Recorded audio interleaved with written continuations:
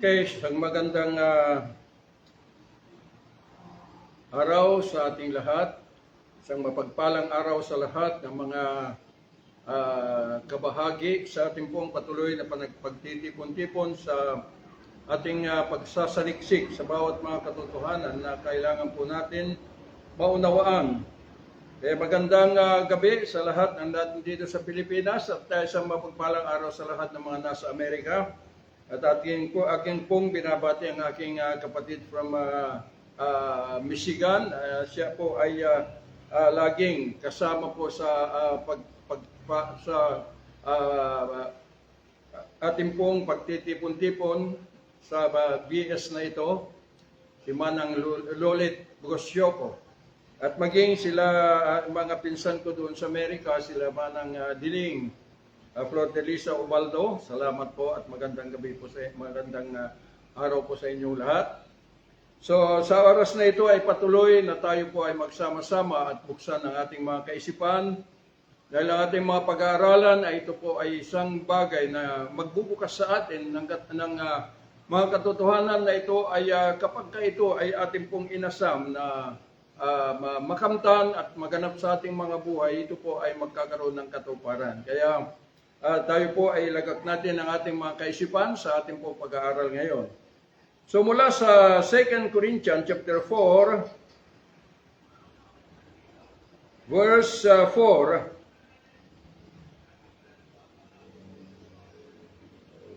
umpisan ko sa 1 na lang. Therefore, seeing we have this ministry, as we have received mercy, we faint not, but have renounced the hidden things of dishonesty, not walking in craftiness, nor handling the word of God deceitfully, but by manifestation of the truth, commending ourselves to every man's conscience in the sight of God. But if our gospel be hid, it is hid to them that are lost, in whom the God of this world has blinded the minds of them which believe not, lest the light of the glorious gospel of Christ, who is the image of God, should shine unto them. Father, thank you for this day that you have given us again, Lord, the opportunity to enter into your holy presence and stand, Lord, God Almighty, as we join together as one, Panginoon, to your holy presence. I pray that continue clothe us, Lord, with all wisdom and knowledge na ito'y galing sa iyo. At bukas na pintuan ng kalangitan, Panginoon, upang ibuhos ang lahat ng mga spiritual blessing na kakailanganin po namin, Panginoon. Salamat po, even the presence of all your heavenly hosts, at higit sa lahat, your holy presence, O God Almighty, at patuloy na bukas na pintuan ng kalangitan.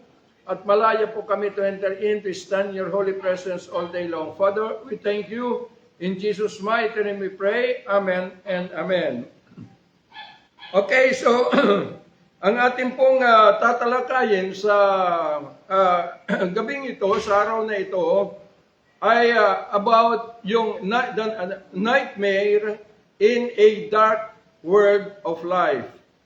So, maaaring magtataka tayo, bakit nightmare? No? Upang maunawaan po natin na noong likhain ang Diyos ang tao, actually ay nanduroon yung sangkap na nanggaling sa Diyos, which is the Spirit, na ito ay naging liwanag sa buhay ng ating ninuno nung sila ay nasa paraiso. Kaya, yung katawan ay nagaling sa lupa, ay ito ay ginawa ng Diyos bilang tahanan ng tao. Yung tao ay yung kaluluwa. At kanyang linagyan, binigyan ng puso, which is spirit, na nanggaling sa kanya. Kaya spirit, soul, and body. Kaya yun po yung nilikha ng Diyos na tao. Kaya lamang nung pong nahulog na ang tao sa panlilinlang ni Satan at they transgress the instruction of God, doon po nahulog ang buong mundo sa kamay ni Satan. That since yung physical na katawan, ito yung nagsisimbolo na pinagkalooban ng Diyos na maghari sa planet Earth bilang paraiso sana, paraiso sana. Kaya ang may karapatan lamang na magbigay ng kapamahalaan na makapasok sa planet Earth ay yung may katawan galing sa lupa. Kaya nga, nung nahulog po ang ating ninuno, dahil sa pag-transgress nila sa instruction ng Panginoon, na huwag gagalawin yung punong kahoy na sa kalagitnaan ng garden, doon na po dumating yung pong madilim na mundo, dilim na mundo ng buhay ng tao. Kasi yung pong nung nahulog na po ang tao, nakuha na po ni Satan itong physical na katawan, na ito yung simbolo ng kapamahalaan ng tao. Kaya, nung nasa paraiso, ang sila Adan at Eva, yung order ng function ng tao ay yung katawan ay tahanan ng tao. Pero yung spirit na nanggaling sa kanya, ito yung pinakapuso. So, ibig sabihin na itong kaluluwa ay susunod sa puso o sa espiritu ng Diyos. Kaya malaya at andun ang kanila pong fellowship sa Diyos face to face noong hindi pa sila nagkakasala. Pero nung nagkasala na sila, doon na po nahulog ang buong mundo sa kamay ni Satan. Kaya ang nangyari, si Satan po ay hawak niya yung legality. Yung physical na katawan, siya na po yung nakahawak. At itong physical na katawan ay siya ang nagbibigay kay Satan ng legal authority to exercise his dominion here on planet Earth. Kaya ang nangyari, yung si Satan, ang kanyang servant ay yung physical na katawan po natin. Ang physical na katawan ng tao. At yung tao ay siya yung naging slave. Nasa ilalim ng pamahalaan ng katawan. Kaya dito, dumating yung madilim na mundo ng buhay. Dahil yung kaluluwa ay napalipin sa sarili nating katawan na si Satan po ang siyang nag-ooperate sa physical na katawan po natin. Kaya po, nightmare. Dahil sa ating pong kalalagayan, na nahulog sa ilalim ng kapamahalaan ni Satan through the law of the flesh, wala na tayong puwang na makalabas. Wala na, kahit na anong gawin natin ay hindi na natin matatakasan yung pagkaalipin po natin sa physical na buhay. Kaya nga makikita po ninyo na ang buong mundo ay nakasalalay yung kanila pong pag-asa sa tagumpay ng physical na buhay. So, yun po yung nangyari. Kaya, since na si Satan, ang siyang namumuno at naging servant niya ang physical na katawan po natin, dito na po tayo nalagay sa panganib. Nandun na tayo na anong tayo po ay ipanganak. Ang sabi po ng banal na kasulatan in Ephesians chapter 2, verse 13, na bilang tayo'y mga Gentile o pagans by nature, wala tayong pag-asa at Diyos sa daigdig na ito. Ipinanganak tayo walang pag-asa at walang Diyos sa daigdig na ito. So ibig pong sabihin, nanduroon po yung ating pong pagdurusa sa ilalim ng kapamahalaan ng laman. Na si Satan po ang siyang motivate at yung kanyang espiritu, mga espiritu ng mundo, ang sila ang nagdadala sa ating physical na buhay. Kaya, wala tayong magawa. Kaya yung kinasatlakan nating buhay, ay ito na po, kapag dumating na yung kamatayan, yung physical, wala tayong pagpipilian kundi mahulog sa apoy ng impyerno. Yun po yung direksyon ng ating buhay. Kaya nga, nung tayo ay ipinanganak at nagkaroon po ng muwang sa mundong ito, ay nagkaroon ng pag-asa. Noong dumating sa atin yung kaalaman na may Diyos na pumaba, na ito'y ipinanganak in Bethlehem na si Jesus, na ito yung nagbigay ng pag-asa sa lahat ng mga tao sa buong mundo, at nalaman natin na siya yung tagapagligtas. Ngunit ito ang karimarimarim na katotohanan dahil yung napag-alaman natin hinggil sa Panginoong Yesus, hinggil sa tagapagligtas, ay isang panaginip lamang. Dahil yung pong nagdala ng impormasyon sa atin ay ito ay dahil sa Christian religion. So ibig pong sabihin na yung kaalaman ng tao ay hindi ito nagbigay ng kalayaan natin sa pagkaalipin sa ating sariling katawan na si Satan ang nagahari.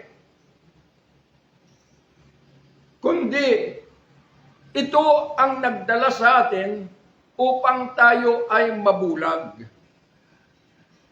Kaya makikita natin na nung dumating po yung mga Christian religion, mga information, ay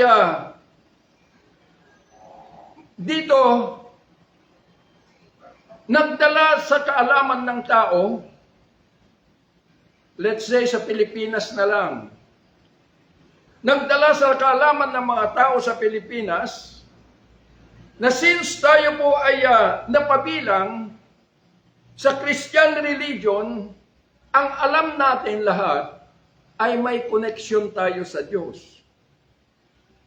Ang alam natin lahat ay yung sinabi ni Pablo in Ephesians chapter 2 verse 13 na sinabi niya na mga pagans or mga Gentile by nature ipinanganak sa daigdig walang pag-asa at walang Diyos.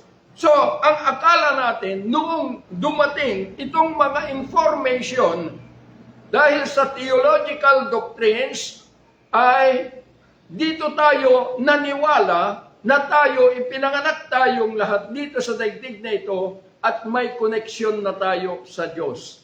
Pero sabihin ko po sa inyo, kung babasahin po natin na maigi at uunawain, ang kasulatan ay isang karimarimarim na pangyayari dahil yung napag-alaman natin ay ito po ay fake news. Ibig pong sabihin na nanatiling, ito ang nagdala sa lahat ng mga tao upang maging bulag. Kaya nga, yung pong scripture natin na sinabi rito, in whom the God of this world has blinded the minds of them which believe not. Ibig pong sabihin na ito'y sinasabi ni Pablo sa mga Korinto dahil ang mga Corinthians ay halo-halo po ang mga tao doon.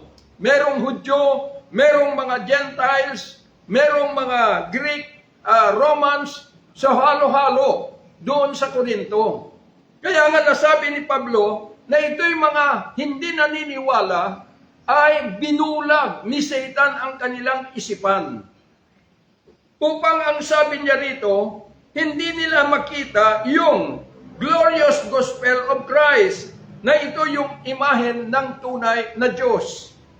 Diba? So, dinulag. So, ibig pong sabihin, nanatili yung madilim na mundo ng buhay.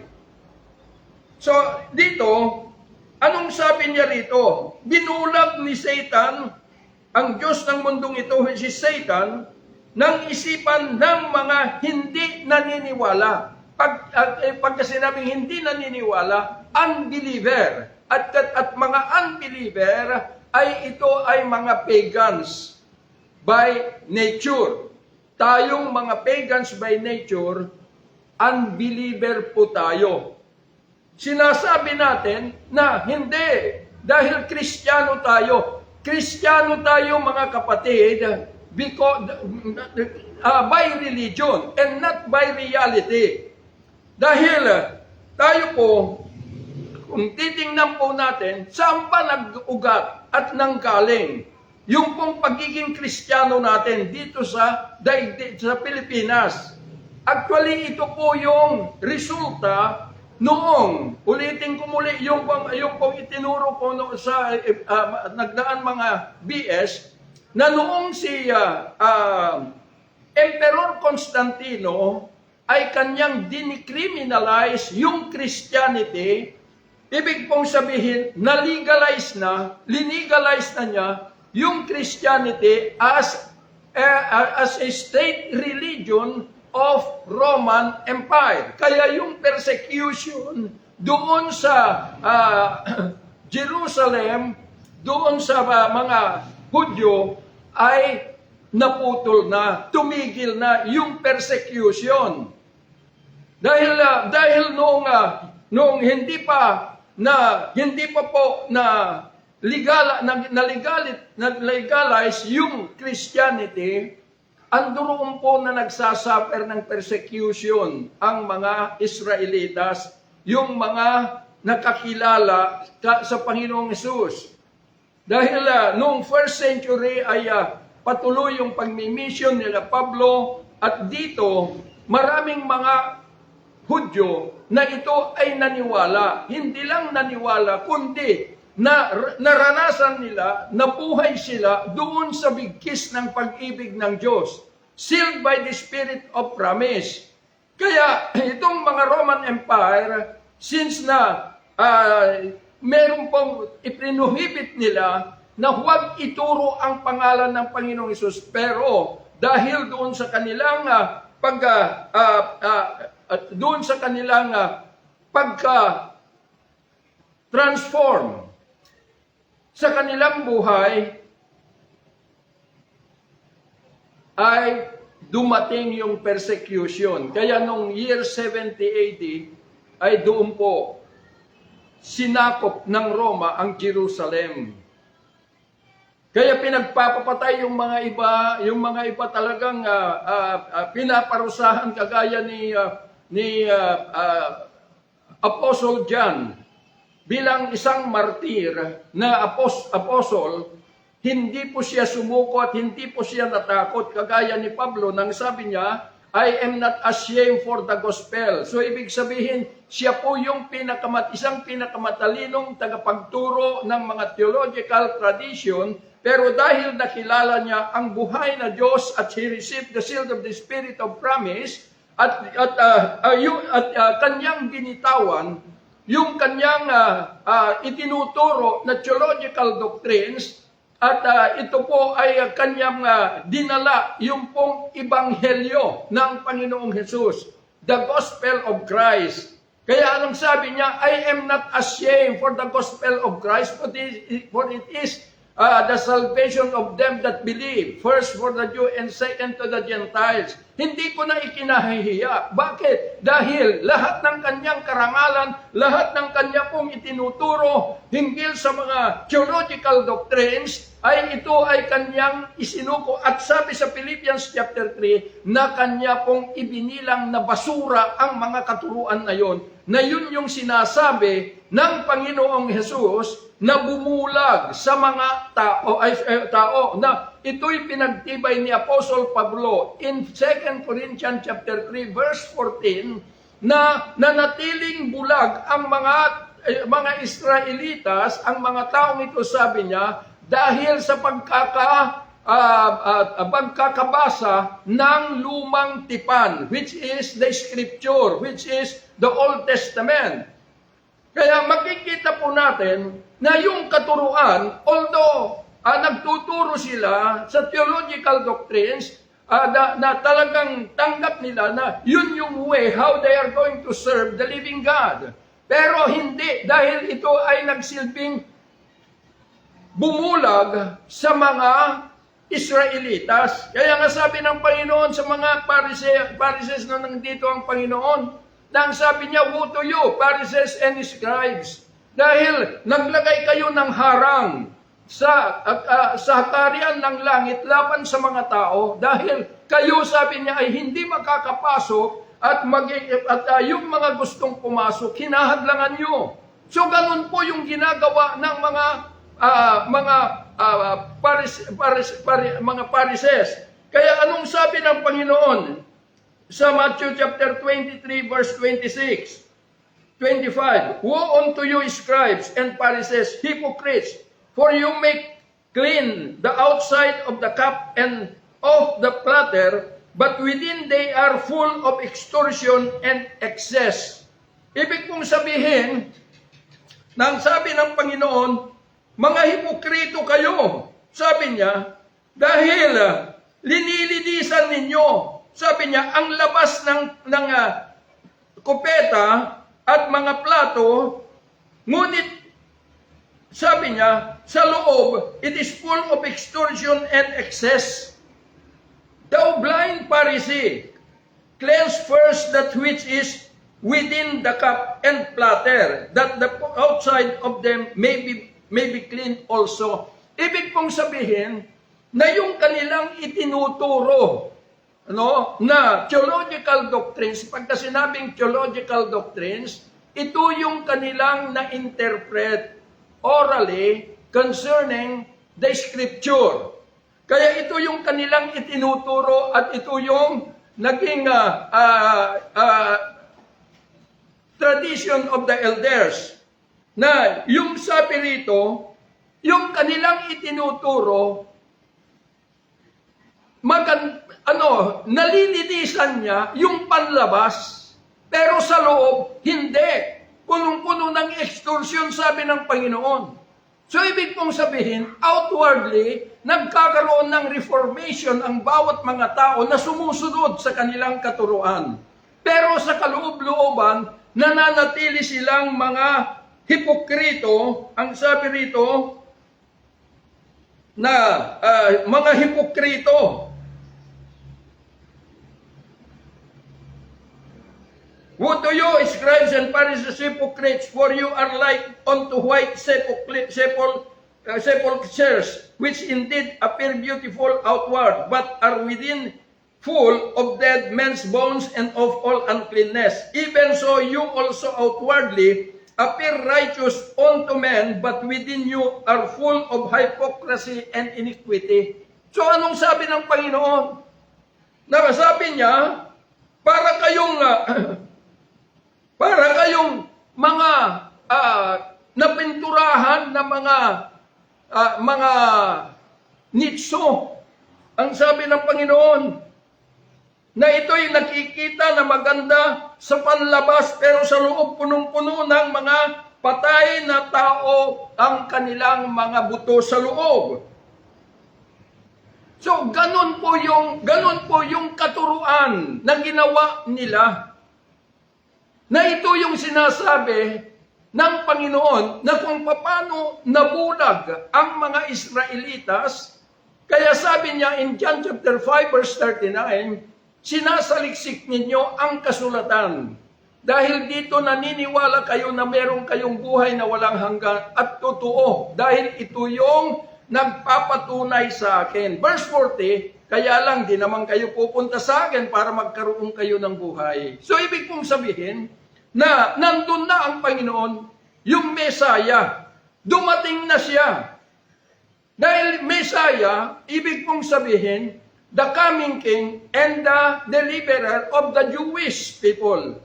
Kaya nung nandito ang Panginoong Hesus bilang tao, yun yung kanyang mission para to deliver them from the curse of the law.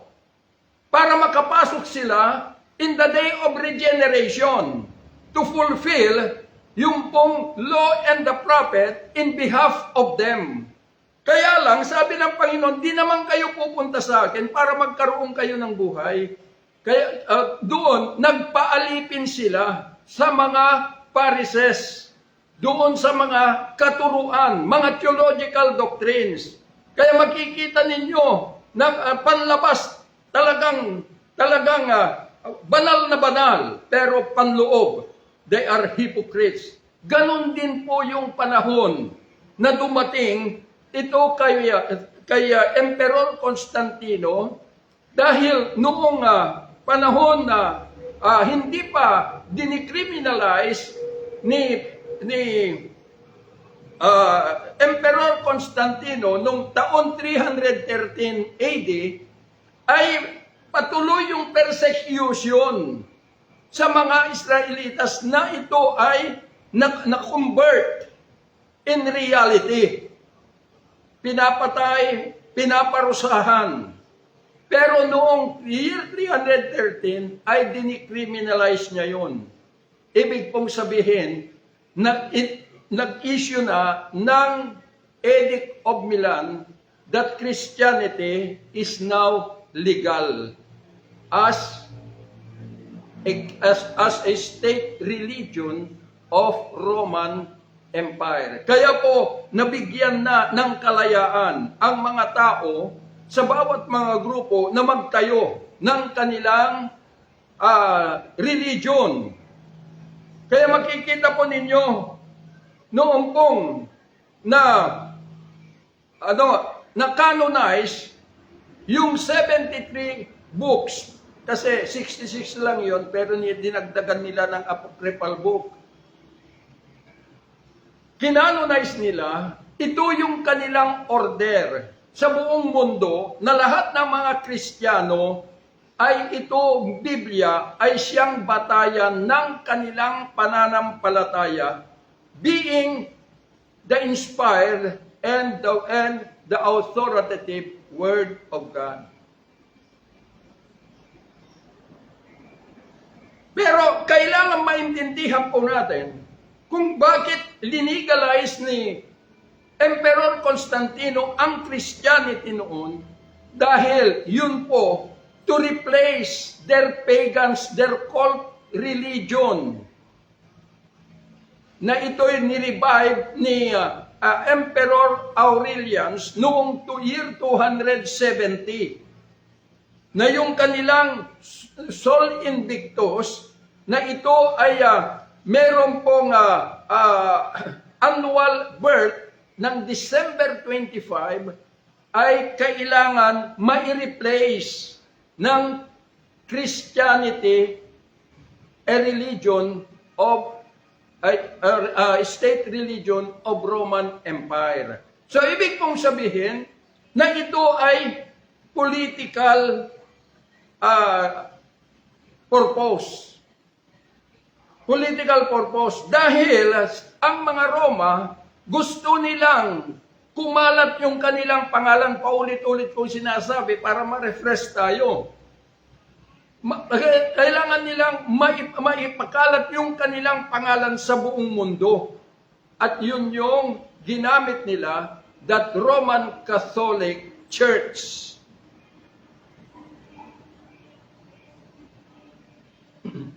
Kaya, i-refresh ko lang, kaya makita ninyo na napasama tayo para tayong mga sumusunod na lang sa Agos, sa mga idineclare sa Romans, mga Roman Catholic, na yung December 25 ay Pasko, kapanganakan ng Panginoong Hesus. Pero yun ay gawa-gawa lamang ng mga Romans dahil yung kapanganakan na idineclare nila na December 25 is to substitute yung kanilang dating sineselebrate na yung kanilang cult religion na si Sol Invictus, na ito'y may annual birth ng December 25 na lagi nilang sineselebrate at nagkakaroon sila ng festival every December 25, ini-replace, sinubstitute nila ang Panginoong Hesus bilang yun yung kanyang kapanganakan. Kaya kung di natin alam ang history nun, kala natin, yun na nga. Kaya nga nabulag ang lahat ng tao sa mundo. Lahat ng mga kumapit sa religion.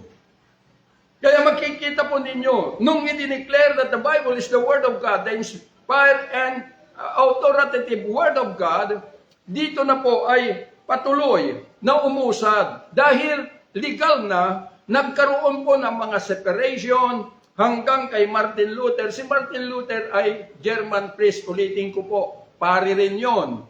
Pero, challenge po niya yung katuruan ng Roman Catholicism, Catholic Church. Kaya yung 73 books na kinanonize nila ay inilagay ni Martin Luther na 66 books. Yun yung kinanonize niya, 66 books na batayan ng pananampalataya ng lahat ng mga Kristiyano.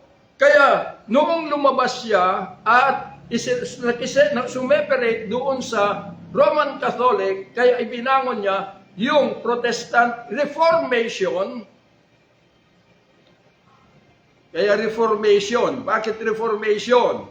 Dahil hindi nawala yung idineclare ng Roman Catholic that the Word of God is that the Bible is the inspired and authoritative Word of God. Kaya ito yung paniniwala ng marami. Kaya through Martin Luther, maraming nagsulputan ng mga denominations. Nagkaroon ng Reformation, nagkaroon ng na-upgrade at upgrade yung kanilang mga doctrines. Pero ang hindi po naalis hanggang sa panahon natin ay yung Biblia is the Word of God.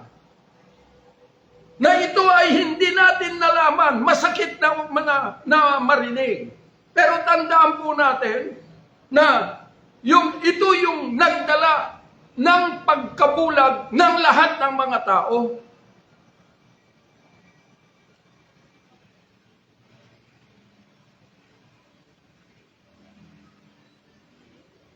Dahil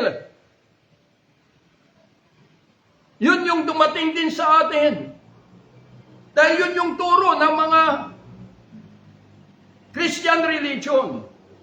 At ano ba itong Christian religion? Ito yung, kapag sinabing theological doctrines, ibig sabihin, nahango yung katuruan mula sa Biblia bilang as a Word of God, ininterpret nila orally. At ito yung itinuturo.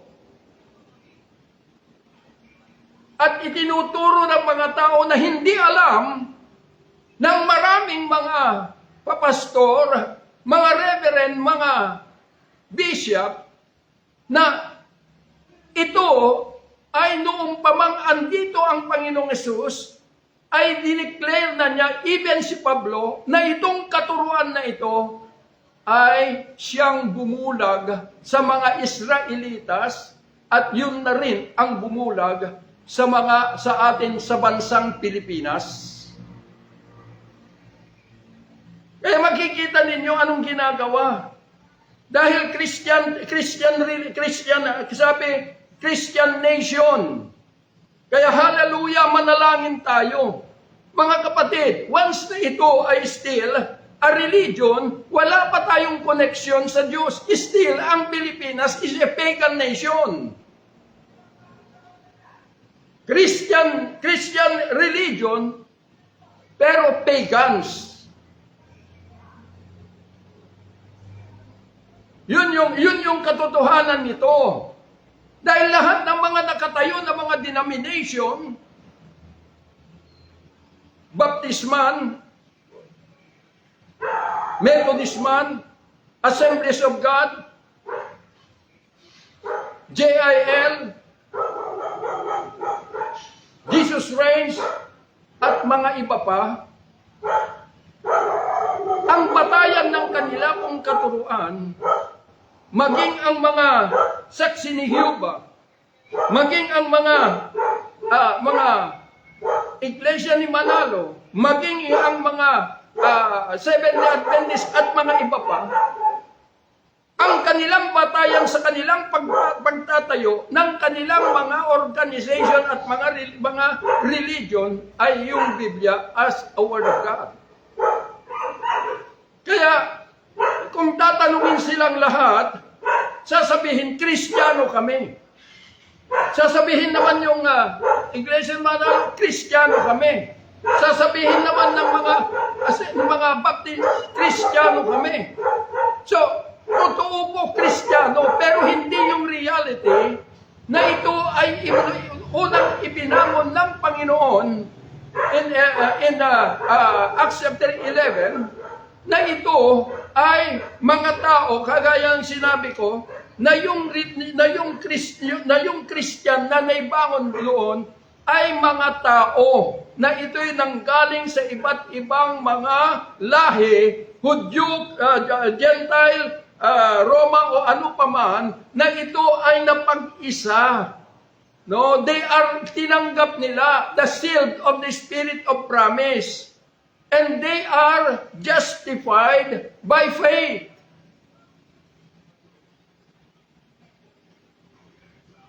Kaya anong nangyari? Yung buhay natin, na alipin sa ating sariling katawan, na dito po ang stronghold ni Satan ay nananatili na inaalipin tayo. Kaya makikita po ninyo, dahil sa madilim na mundo ng buhay, inaatasan natin yung hari na pumaba, nasanay tayo ang magbigay galang sa Kanya, magbigay pugay sa Kanya, pero tinatawagan natin para tanggapin natin siya, tinatawagan natin na bigyan tayo ng trabaho, bigyan tayo ng pera, bigyan tayo, inuutusan na natin, nagdidiman na tayo sa hari. Bakit? Dahil bulag po ang lahat ng tao na ito ay nasa alipin sa Christian religion. Kaya tinatawag nila ang Diyos, di nila nakikita. Even yung katotohanan kay Kristo bilang hari, hindi nila nakikita dahil bulag sila. Kaya tinatawagan sila na yung hari ay samahan. Samahan tayo sa Pilipinas. Pero inuulit ko na ang Pilipinas is a pagan country. Christianity because of Madyalan nung pumunta po rito. At maaaring may mga denomination na sinasabi, pero yung doctrines na ito'y itinayo nila, that the Bible is the Word of God, hawak-hawak, karga-karga ng mga tagapagturo, na di nila alam na ito ay hindi kaligtasan ang dala sa mga tao, kundi ito ay kapahamakan.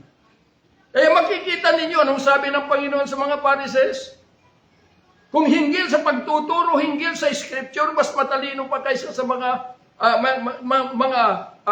mas talino pa sila kaysa sa mga Bible school graduate. Na ang sabi niya, linilinisan nyo yung labas ng baso, kopa, at mga plato, pero sa loob, punong-puno ng dumi. Para kayong mga nitso na napinturahan ng puti na napakaganda ang labas, pero sa loob puro buto ng mga patay. Ibig pong sabihin, nagkakaroon lang ng reformation. Panlabas lang yung naaayos, pero inwardly hindi po.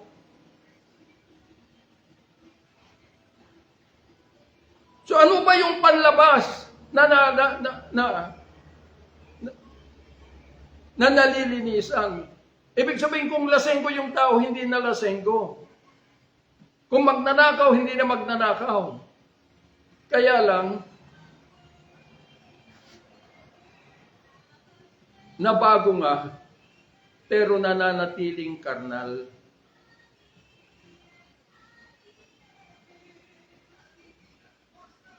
Yun yung madilim na mundo ng buhay.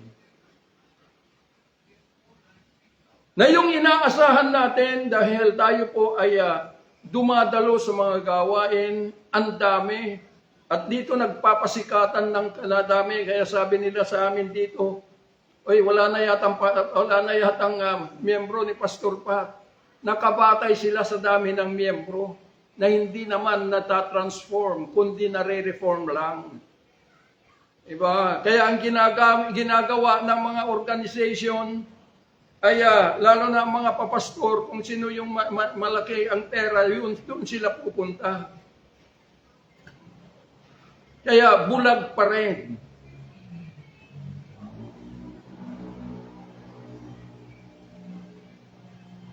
Isang bangungot na dumating sa atin. Kaya ko ibinubukas, mga kapatid, unawain po natin ng ating bansang Pilipinas, kahit anong gawin nating panalangin, kung hindi tayo nakalabas sa loob ng bilangguan ni Satan, gamit ang ating sariling katawan,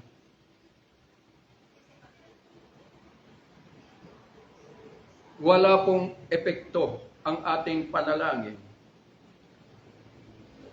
Dahil kung ibabatay mo na lamang sa isang senturyon sa Acts chapter 10, Acts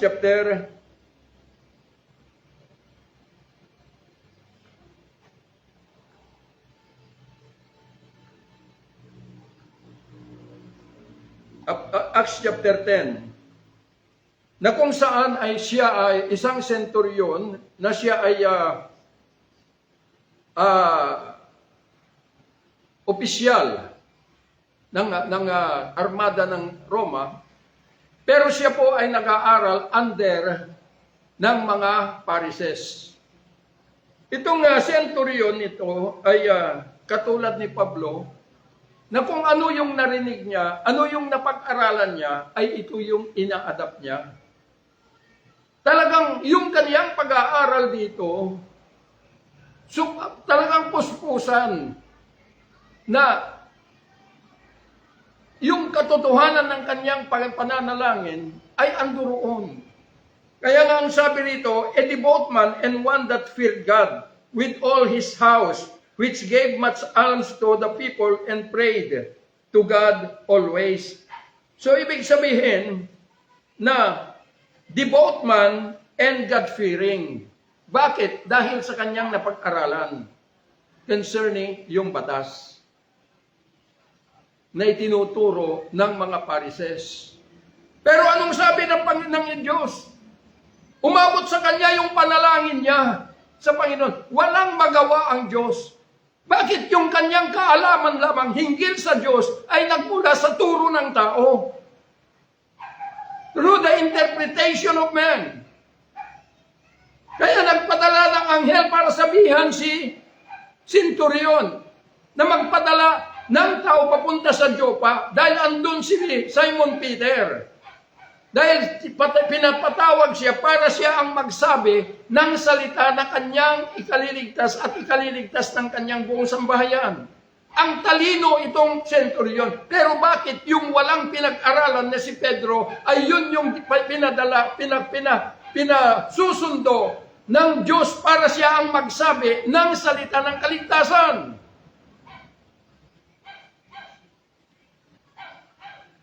Dahil sa pamamagitan ng mga turo ng tao, theological doctrines, hindi tayo nakakaabot o hindi tayo, wala tayong ugnayan sa Diyos bilang pagans. Walang magagawa ang Diyos. Dahil hindi po na-establish, nananatiling bulag ang mga tao. Di nyo makikita na maraming nagtuturo ang kapangyarihan ng panalangin. At sasabihin, magkukot ng mga verses dito. At sasabihin, i-apply doon sa pananalangin. Mga kapatid, yung mga nandito sa Biblia ay hindi po babasahin para i-apply natin sa buhay natin, kundi ito ang mag-i-inform, magbibigay sa atin ng impormasyon sa hinggil sa katotohanan sa Diyos, His ways and His wills, at yung pag-aaral ng katuwiran ng Diyos. Kaya nga sinabi doon sa 2 Timothy chapter 3 verse 16 na ang sabi niya that the scripture is inspired by God, profitable for doctrine, for reproof, for correction, and for instruction of righteousness. So, ito, marami pong mga nakatayo na mga theological doctrines, mga doktrina, mga tradisyon. Pero sapat-sapat itong nakatala sa Biblia na ito ay pangkurihir, pangtuwid sa kanilang kamalian. Dahil once na nakita mo dito sa Biblia, yung katotohanan, yung pong hinggil sa Diyos, yung ways and His will, pwede mong i-correct.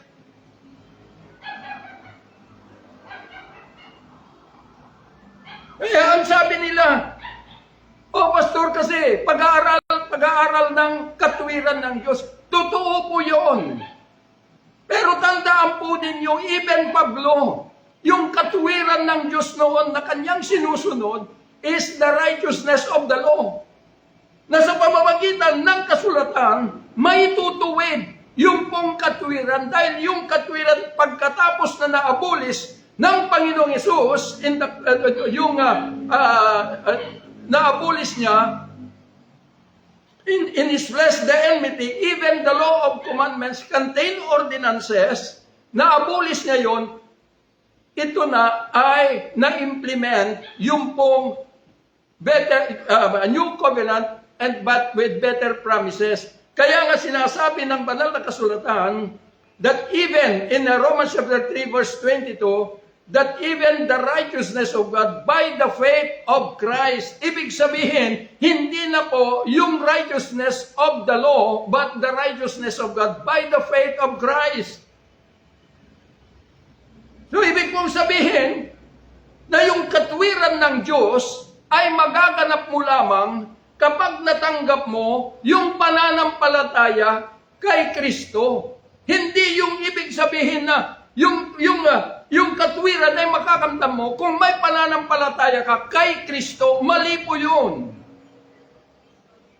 Yun yung bunga ng pagkabulag. Dahil yung Biblia ay considered as a word of God. Kaya po ang nangyari, yung mga binabasa mo at nakikita mo rito, pinapaniwalaan mo bilang pananampalataya mo kay Kristo. So yung pananampalataya mo galing sa kasulatan, galing sa katuruan ng tao, pero yung binabanggit ng banal na kasulatan, na katuwiran o pananampalataya, ay yung pananampalataya ni Kristo. The faith of Christ. Hindi po the faith in Christ. Dahil yung pananampalataya na gusto ng Diyos na makita sa atin, dahil siya po yung magkakaloob. Kaya nga mga minamahal na mga kapatid, na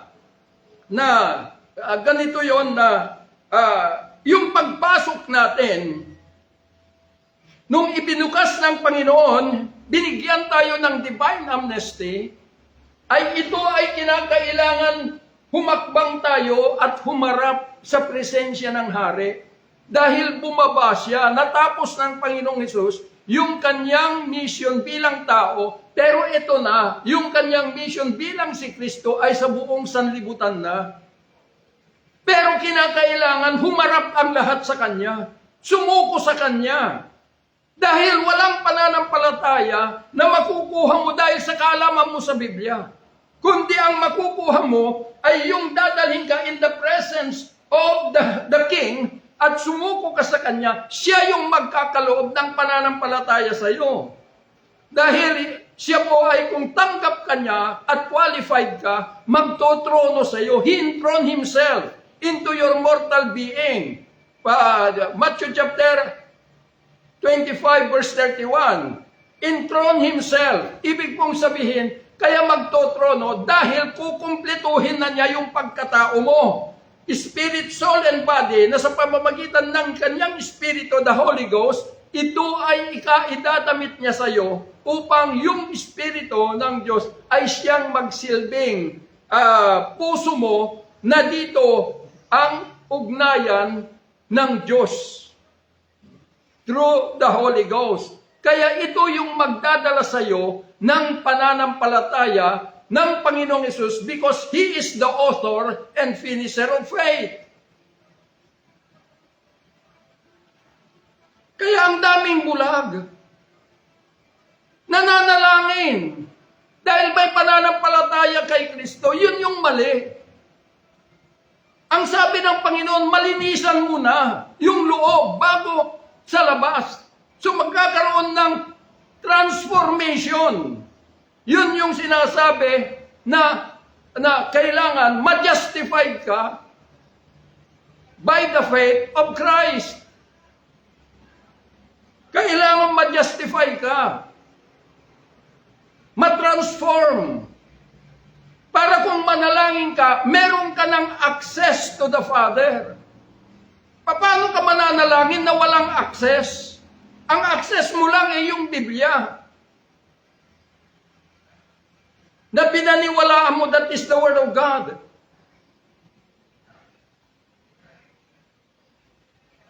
Kaya nga sinasabi rito, itinuturo na hindi na po the righteousness of the law, but the righteousness of God by the faith of Christ. Kaya kinakailangan, kung mabuhay ka in the righteousness of God, kinakailangan katagpuin mo the risen Christ at lumuhod ka sa Kanya, magbigay-pugay ka sa Kanya because He is the King of Kings. Dahil doon sa madilim na mundo ng ating buhay, ang nangyari, naging bulag tayo dahil sa doktrina, theological doctrines. Kaya anong ginagawa natin? Inalipos na natin ang hari. Tayo ang nag-uutos sa Kanya kung ano yung gagawin niya. Pero kung titingnan po natin, He is an all-knowing God. Alam niya ang lahat kung ano yung nararapat. Ang kahilingan lang niya is to tap ourselves into His presence.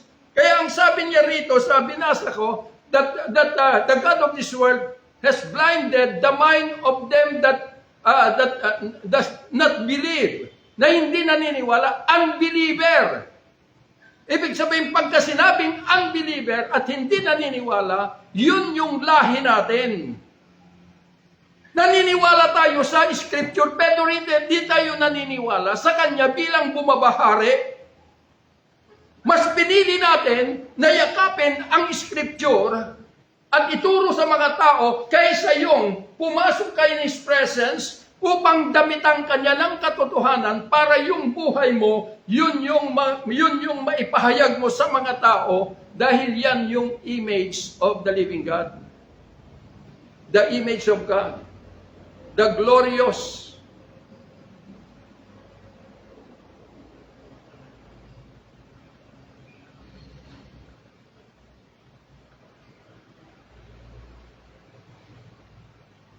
The light of the glorious gospel of Christ, who is the image of God. Yun po yung dadalahan natin. Kapag ka natanggap mo yung pananampalataya, dahil yung pananampalataya, when the grace of God is given unto you, then doon na po yung start mo for your spiritual journey. Doon ka palang mag-umpisa, kapatid. Hindi yung pagbabasa mo ng Biblia, hindi dahil pumunta ka sa Bible School, spiritual ka na, hindi, carnal ka pa rin. Dahil yung itinuturo mo ay noong paman ay sinansalanan ng Panginoong Hesus nung nandito siya, na ito'y bumulag sa kanyang mga bayan. At ngayon ipinagpatuloy hanggang ngayon. At si Satan ay ginamit niya ang lahat ng ito para bulagin ang lahat ng mga tao. Na maliwalag, in whom the God of this world has blinded the minds of them which believe not. So maaaring naniniwala tayo, pero ang ibig sabihin, once you are a believer, you are cleaving in the presence of the risen Christ. You are cleaving in the life of the King. Yun ang ibig sabihin ng believer. Hindi yung nabasa mo sa Biblia, naniwala ka. Nang sabi rito na, hallelujah, ang daming nakuha nung ipahulog yung net doon sa dagat kay Pedro, ang daming isla. Kapatid, manampalataya ka lang kay Kristo. Kung may pangangailangan ka, hallelujah, ibibigay niya sa'yo lahat ng mga bagay. Makita ninyo, ginamit na ninyo yung mga bagay na linalagyan nyo ng interpretation. Ang mga pangako ng Diyos sa kanyang bayan. Maging yung panalangin, oo. Sinabi ni Pablo na ang sabi niya, pray without ceasing. Pero sa inyo ba sinasabi bilang pagans? Sinabi niya sa kanyang mga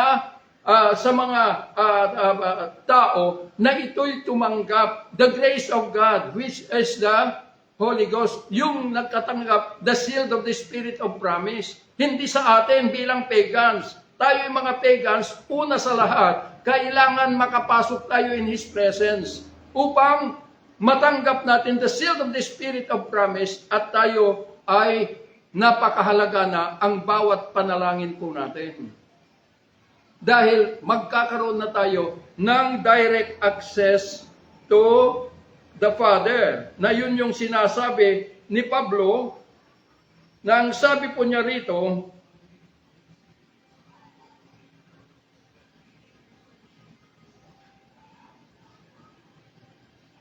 ang sabi, and came and preached peace to you, which were afar off, and to them that were nigh. For through Him we both have access by one Spirit unto the Father. So ibig pong sabihin, dito na po mabubuo yung paging isa. Kasi ang nangyayari, maraming humahawak, sasabihin Kristiyano kami. Ibang mga katawagan ng mga Baptist, ibang katawagan, hindi po ganon. Dahil isa yung panawagan ng Diyos na kinakailangan sumuko tayong lahat para siya po ang magdala sa atin sa isang tulad na tayo ay mabuong maging isa, na yun yung sabi po niya rito, and therefore you are no more strangers and foreigners, but fellow citizens with the saints and of the household of God, and are built upon the foundation of the apostle and prophet, Jesus Christ Himself being the chief cornerstone, in whom all the building fitly framed together growth unto an holy temple in the Lord, in whom you also are builded together for an habitation of God through the Spirit. So ibig po sabihin, mabubuo yung maging isa. Isang salita at isang wika. Hindi po ito nasusukat yung personal mong relasyon sa Diyos dahil sa yung kayamanan. Dahil yung tagumpay mo sa business mo, hindi. Kundi dahil napalitan yung pagmamahal mo ng pag-ibig. Kaya na kaya mo nang ibigin ang Diyos para yung bulag mong mga mata ay mabuksan. At maitawid ka from the kingdom of Satan to the kingdom of God. Kaya may papalit sa iyo ay pag-ibig. Ibig pong sabihin, Andoroon na mga tao, magkakaroon ka ng passion. Kung walang makain yung kapatid mo, ay ito ay malaya mong nabibigyan. Bakit? Kasi pag-ibig. Hindi katulad sa mga religion, nasasabihin na yung kanilang mga preaching, kung hindi mo mabili yung gusto mong bilhin, hallelujah, may problema ka sa Diyos. Makikita po ninyo, ang kanilang ipinopromote ay yung kingdom ni Satan, na itong sarili nating katawan ang siyang bumilanggo sa atin.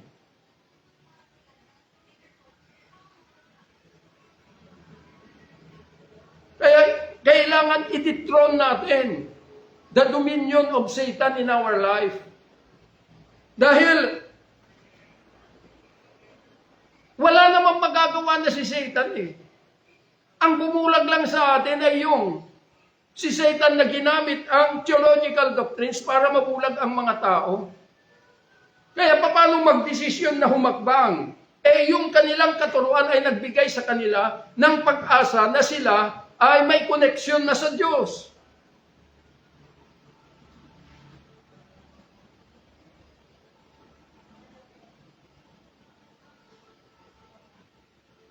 Kaya panahon na magising po tayo.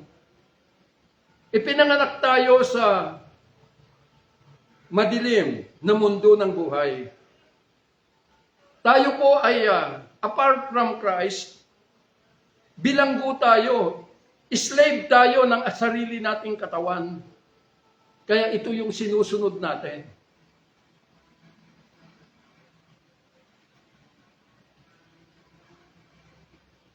Kailangan na nating lumaya. Nung ibigay ng Panginoon ng divine amnesty, ibig sabihin, na ibigay na rin sa atin ng kalayaang humakbang na hindi na pwedeng pigilan ni Satan. Dahil yung kalooban natin ay naibukas na para pumasok na in the presence of the King, the Lord Jesus Christ, the King of Kings. Pero kung ito ay ang iyong titibay pa rin ay yung tagumpay ng physical na buhay, yung iyong business, yung iyong pananalapi, at dito mo inuutusan ng hari na payamanin ka, kapatid, hindi po kingdom ni Satan ay ng Diyos ang nasa ang iyong katawan na ito'y kinaluluklukan mo. Kingdom ni Satan yan, kapatid. Ito yung ginamit niya. Ito yung kanyang servant ni Satan. Katawan natin. Sarili nating katawan, pero siya ang umalipin sa atin. Kaya panahon na para makalaya tayo. Sana hindi po nightmare ang masusumpungan natin. Maniwala po kayo. Kahit na ilang Biblia pa ang ubusin mo, kahit na ilang Bible school ang tapusin mo, kahit na araw-araw ka nag-aaral sa Bible school, still, you are slave sa iyong sariling katawan. Na ito yung stronghold ni Satan.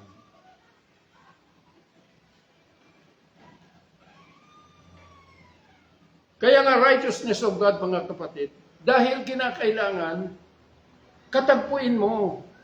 The Bible say, sinabi niya na mayroong pong, may Jesus na nagkatawang tao, at pumunta in the cross. At nung namatay in the cross, bumulwak ang kanyang dugo, ito ay napagtagumpayan niya ang kadiliman. At nailibing, nabuhay siya. At nung nabuhay siya, dito na nahayag na si Jesus ay si Kristo, which is the King of Kings and the Lord of Lords. Bumaba siya para piliin mo siya, hindi si Satan dahil sa physical na buhay.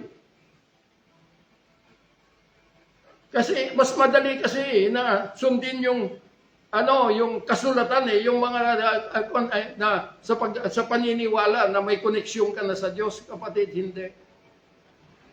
Mas madali yung katagpuin mo na siya dahil once na natagpuan mo na siya, andun na po yung tagumpay mo. Nakatawid ka from the kingdom of Satan to the kingdom of Jesus Christ. Kaya yun po ang katotohanan. Kaya mga minamahal na mga kapatid, ang bumulag sa atin ay yung theological doctrines. Christian religion. Inuulit ko po, ang ating bansang Pilipinas ay hindi po totoong Kristiyano, kundi ito'y bunga ng pag-declare ni Emperor Constantino that Christianity is a legal state religion of Roman Empire. Ito po yung dumating sa atin at ito rin yung uring Kristiyano ng Pilipinas. It is a Christian religion.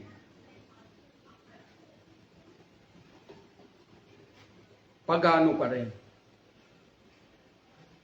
Wala pa rin ugnayan sa Diyos. Maliban kung lahat ay susuko. Kaya,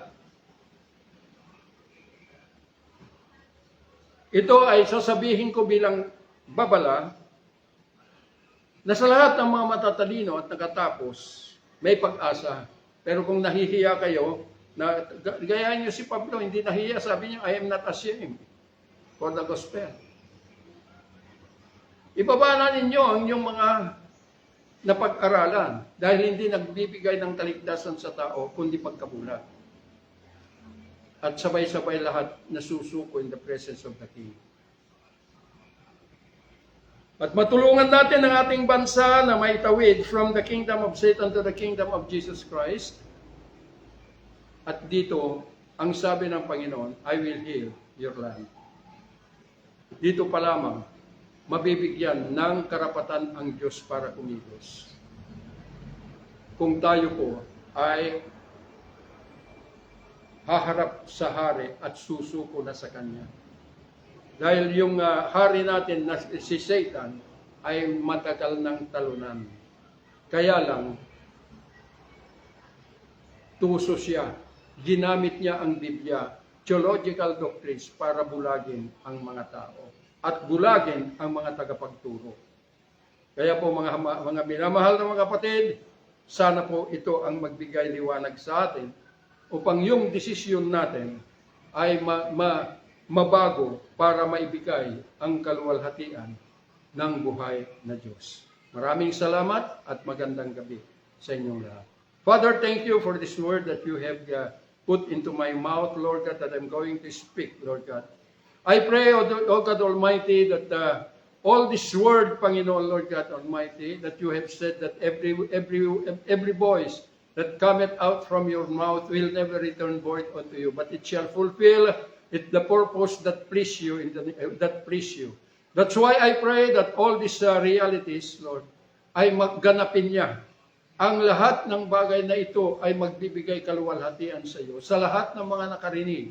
And I pray that all these realities ay aabot sa buong mundo. Salamat po at pagpalain mo po ang lahat at ingatan mo ang lahat and seal everyone with the power of your blood and by the power of thy resurrection. Father, we thank you. We give you praise, glory, and honor in the most wonderful name, Lord and Savior Jesus Christ. Amen and amen.